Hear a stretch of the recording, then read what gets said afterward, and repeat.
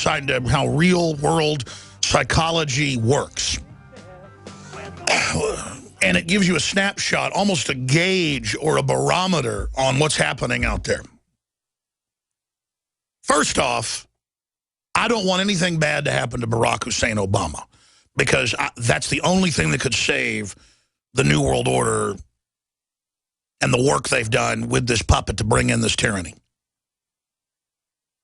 And by that, I mean the New World Order, the global crime syndicate, the different criminal elements that work together through governments to expand their control and dumb down the population. A lot of stuff could save them. But I meant the only thing that can save Obama as their vehicle, as their puppet, and his legacy would be for him to get hurt. I want to destroy everything Barack Obama has promoted and done. I personally don't even wish him any harm because I understand he's just a deranged puppet of the establishment. And we disempower the establishment, the corrupt elements of it, when we stop hating their mindless puppets. Now, that doesn't mean that I won't attack the puppet because it's a figurehead. I just want to be clear that it's not just that the Secret Service has been here over the years, probably 10 times. Let's not exaggerate. It's probably 10 times, maybe 9, 10 times. Construing things that we've said about the president to be threatening when we've never been threatening to Bush or Clinton or Obama, the three presidents that I've been on the air, you know, since they were in office, in my time as a broadcaster. I don't sit there and not call for violence against Obama because I'm scared of the Secret Service and the government. I do it because I'm really scared of somebody doing something to Obama and turning him into a martyr. I mean, I legitimately don't want anything to happen to him or any other traitors like Nancy Pelosi and John Boehner and the rest of them, because I want to see all of the policies they've pushed discredited and destroyed, and the only thing that can pull their bacon out of the fire is an assassination or assassination attempt.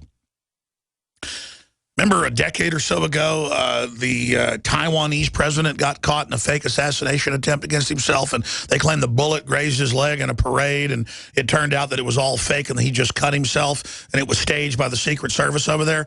That's the kind of stuff I'm worried about, because if I was the New World Order who thought Obama would get everything they wanted done, and he hasn't gotten a lot of it done, he's gotten some of it done, the only way when they've spent billions of dollars 2 times getting him into office to rehabilitate him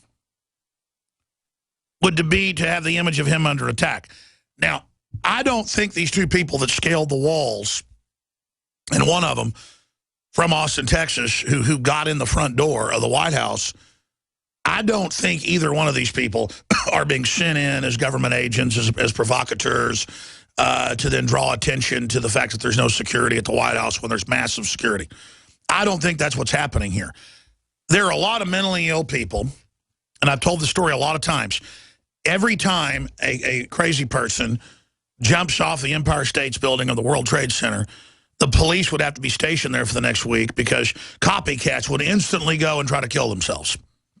And police found if a black guy jumped off, 4 black guys would show up to jump off.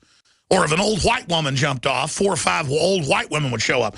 People would identify with whoever jumped off and splatted at the bottom, and then they would say, that's a good idea, I want to go do that. It's a copycat. It's the same thing with these mass shootings.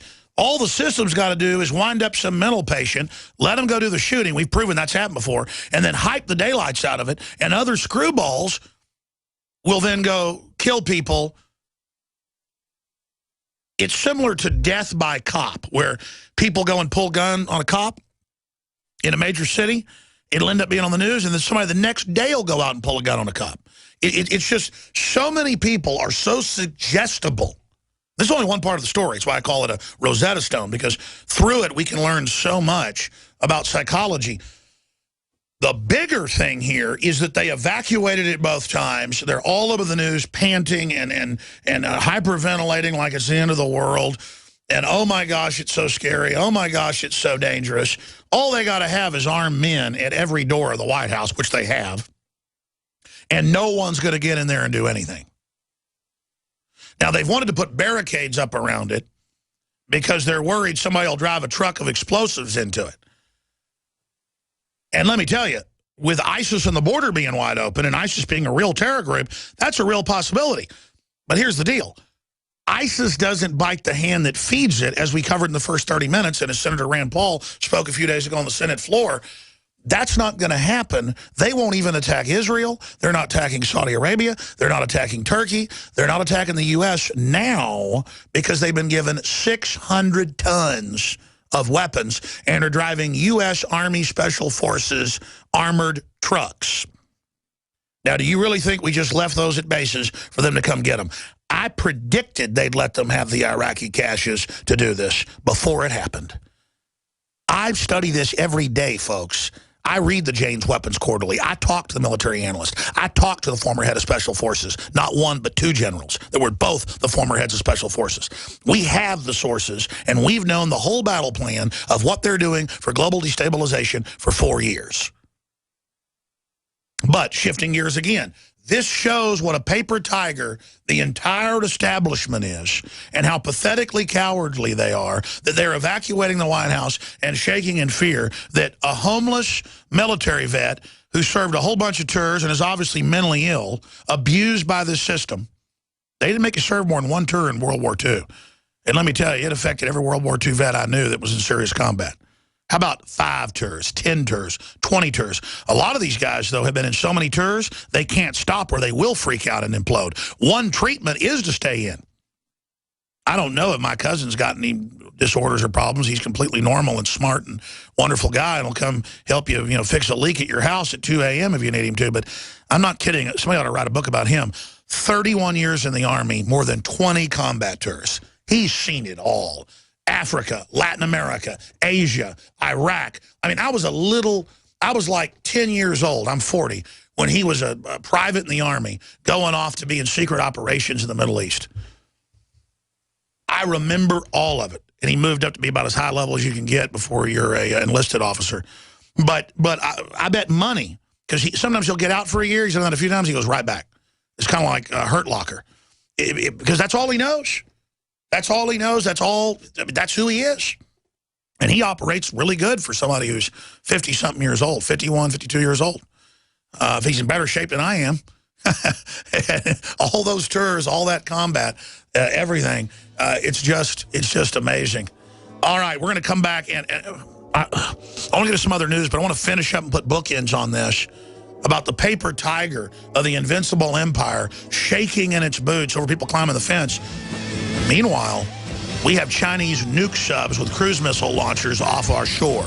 That's coming up straight ahead. I'm Alex Jones. Well, they're worried about the Tea Party. The FBI is. We got nuke subs off our coast. Thanks a lot, New World Order.